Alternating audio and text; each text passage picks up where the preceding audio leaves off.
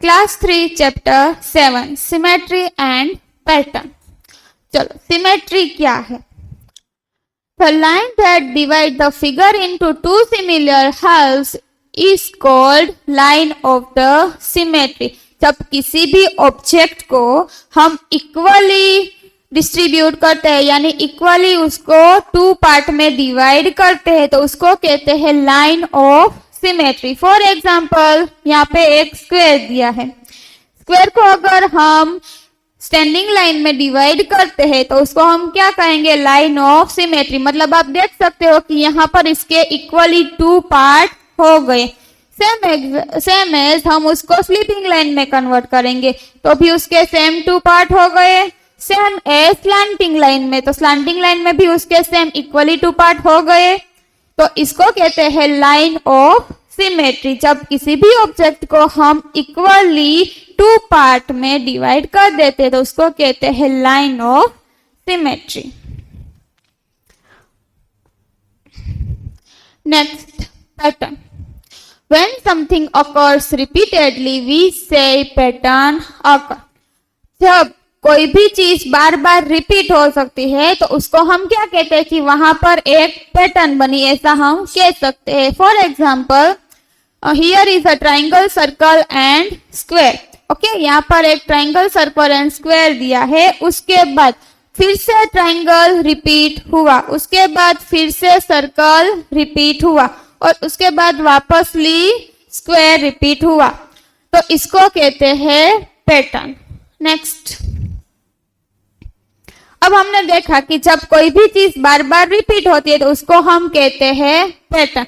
अब वो पैटर्न सिर्फ शेप में हो ऐसा जरूरी नहीं है, वो पैटर्न नंबर्स एंड अल्फाबेटिकली भी हो सकती है।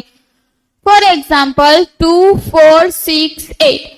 तो आप देख सकते हो कि यहाँ पर 2 का टेबल आया है। 2 1 2, 2 2 4, 2 3 6, 2 4 8।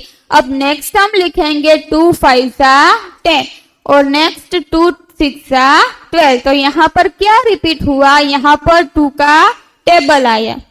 Next, alphabetically A 1 time A आया, नेक्स्ट 2 टाइम B आया, नेक्स्ट 3 टाइम C आया। तो अब नेक्स्ट हम क्या लिखेंगे? 4 टाइम D। ये जो अल्फाबेटिकली पैटर्न है इसको कहते हैं इंक्रीजिंग पैटर्न। मतलब पहले 1 टाइम था, फिर 2 टाइम आया, फिर 3 टाइम आया एंड नेक्स्ट क्या आया? 4 टाइम।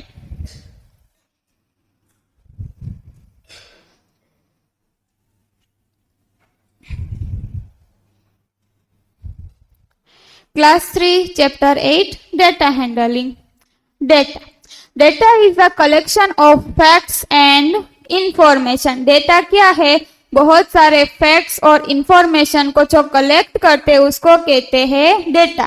फॉर एग्जाम्पल एक क्लास में स्टूडेंट्स से उनके हम डिफरेंट सब्जेक्ट के मार्क्स कलेक्ट करते हैं तो उनको क्या कहते हैं? हम data. Example number of student in a class. Class में number of student in the class का मीनिंग ये है कि एक क्लास में कितने बॉयज है और कितनी गर्ल्स है, तो इसको हम कहते हैं नंबर ऑफ स्टूडेंट्स के data. Next, number of animals in जू। अब जू में तो बहुत सारे एनिमल्स होते हैं। फॉर एग्जांपल हम लेते हैं लायन एंड टाइगर। तो हम ये देखेंगे कि कितने लायन है, कितने टाइगर है। तो ये जो नंबर हमें मिलते हैं उसको हम क्या कहते हैं? Data. Next, telemark। Telemark are the lines that help us to count number of the object in a collection।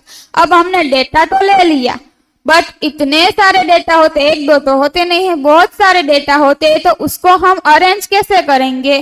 तो उसकी हम टेलीमार्क की हेल्प लेंगे, वो हमें डेटा को अरेंज करने में हेल्प करता है। For example tally mark for the number 11। अगर हमें डेटा में ये मिला है कि 11 नंबर है, मतलब फॉर एग्जाम्पल हम ऐसा ले सकते हैं कि 11 बॉयज है, तो उसको हम रिप्रेजेंट कैसे करेंगे? तो 11 को रिप्रेजेंट करने के लिए टेलीमार्क में हम ऐसा लिखेंगे 1 2 3 4 और जो 5 होता है उसको हम क्रॉस कर देंगे। मतलब क्या हुआ कि ये एक 5 का ग्रुप बन गया। नेक्स्ट 5 हो गए।